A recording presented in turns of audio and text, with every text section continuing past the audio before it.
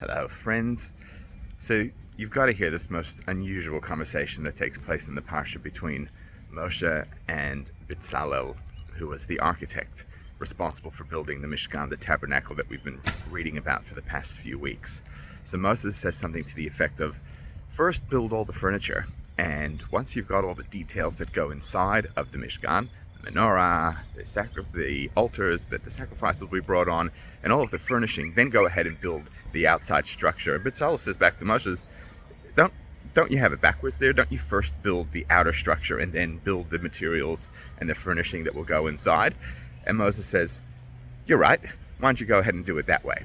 Now, it's the most odd conversation. Surely the order of any construction is first to build the shell, the outside, and once you've done that, you go ahead and build the interior and look after the furnishing and see to it that all of the fine-tuned details that come at the end are looked after. So what is this cryptic conversation and seemingly obvious point that Bezalel points out to Moses? Bear with me. So the commentaries say something very interesting, and that is the difference between the house and the furnishing, homiletically speaking, is that the house sort of represents our broader character and the environment in which we are then able to live in and, build that protection and that cover and that, control of the environment outside of us by building that edifice, that home, that we're able to be stabilized inside. And the furnishing is more representative of our personal characteristic and the actions that we specifically do. So guard yourself from the outside environments, and then the furnishing is more the specific detail and refining the inner character of the individual. And this then is the conversation between Moses and Bezalel.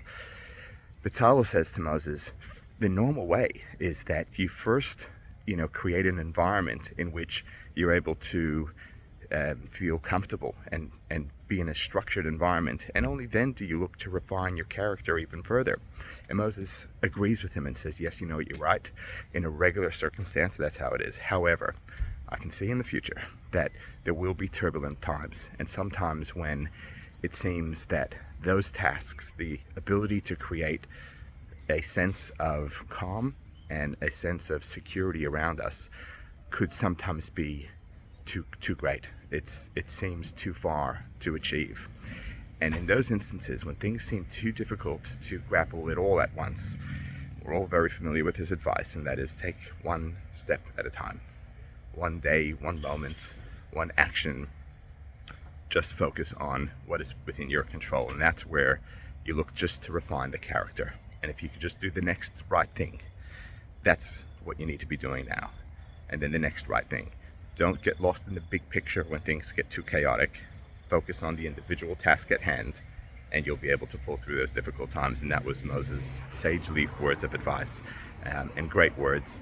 Hopefully we don't find ourselves in those times, but when we do, just be able to be laser focused on what the next right thing to do is, and that will no doubt lead you towards a positive outcome.